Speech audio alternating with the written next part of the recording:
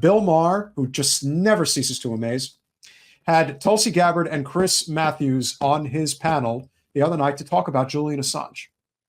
Well, as you can imagine, this did not sit well with me, and it wouldn't sit well with you either. So here's what he had to say. WikiLeaks founder Julian Assange. Oh, good. Let's get to this. What? Oh, it's good. No, me too. Has pled guilty to espionage and secured his freedom. I didn't see this coming, by the way. I didn't think he'd ever get out. What will his legacy be? Yes. Time served.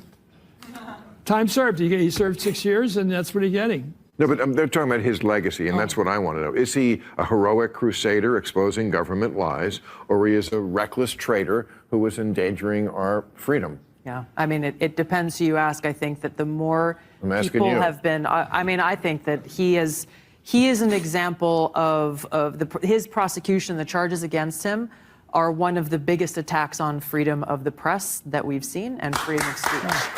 So, Tulsi, say what you want about her, and she has gone down the path of careerism, and that is all that she cares about. But she has always been right on Assange, and I appreciate that. There isn't a lot there that I can say, but the one thing I can definitively say when it comes to political issues is I don't believe in the tribalism bullshit. I don't have to support Tulsi Gabbard to say that she is absolutely right on a crucial issue when it is absolutely necessary. And in this case, first of all, the whole framing of the way that Maher is throwing it out there is so despicable, as if to suggest that there was anything that Julian Assange did that would require the word traitor. Well, now, first of all, to be a traitor, you actually have to be an American citizen, and he's not. So going down that role, that path. And yes, hey, I'm going to play some games. Tulsi's stance on Palestine is disgusting, and that's what happens when you basically become bought out, and that's what happened to Tulsi. Now, for whatever reason, she has maintained a very straight line when it comes to constitutional rights, specifically as it pertains to freedom of speech. You know, that's correct. We'll continue. Wow, I thought you would go the other way. no, not at all. I think Ellsberg looks good right now. What? Daniel Ellsberg looks very good right now in what he did. And the Pentagon Papers was about how the Kennedy administration and Johnson administration, not Nixon, what they did to lie about the war. Well, I don't know all the particulars. I mean, you'd have to really spend months and months going through the amount of stuff he put out. But in general, I think the world's full of bad people. Like I was saying to Ray, the world's full of bad people. And yeah, I think sometimes you need somebody to put the hammer down. I think Obama said this, and just say, I'm sorry, you can't expose our secret agents. Does this guy work for the NSA now? Like, I can't really tell anymore. I don't know what Bill Maher's shift, where it happened, like what started him going in this direction of I am going to literally kowtow to the deep state. But this is so disgusting on so many levels. I've made the joke that I think it's the glasses. I think he turned into somebody else when he started wearing those heavy brim glasses. Maybe they're pressing his brain down too hard. I don't know. But he's up here saying that the prosecution of free speech is okay because we have to protect our agents. It's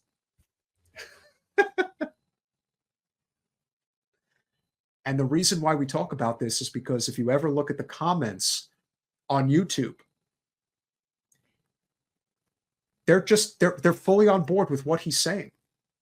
There is this contingent of these types. It's a big part of the problem.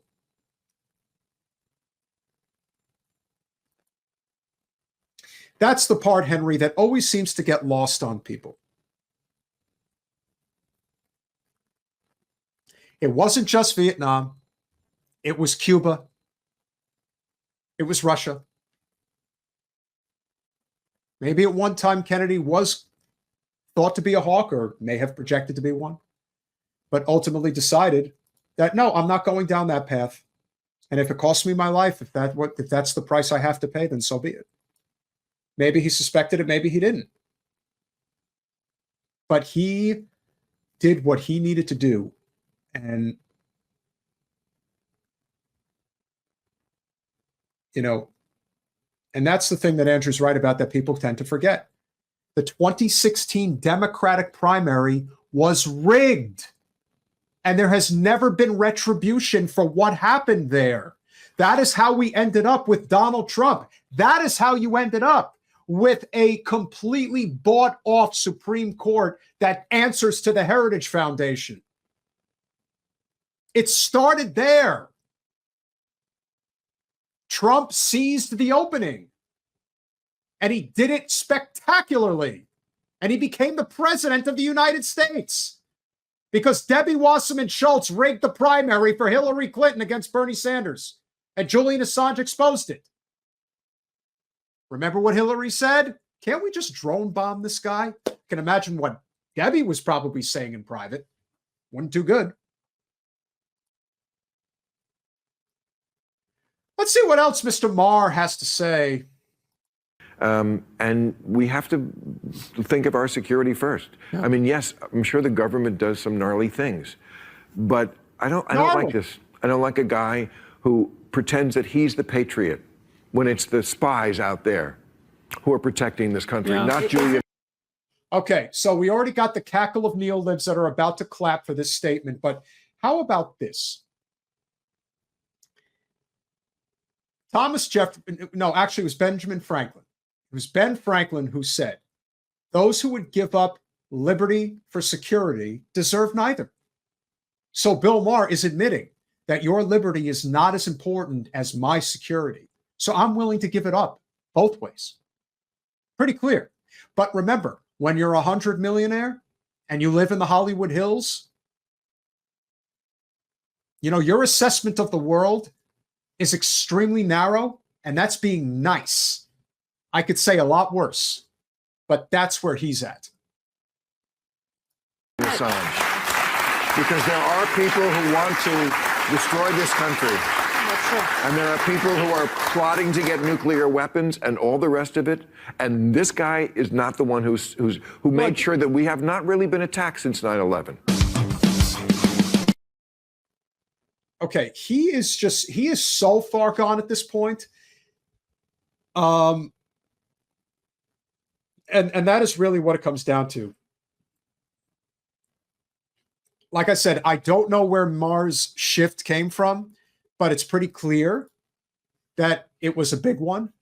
And like I said, I can remember when he had Bernie on his show and said, I want to help your campaign. I want to see you get the nomination. I want to see you be the next president.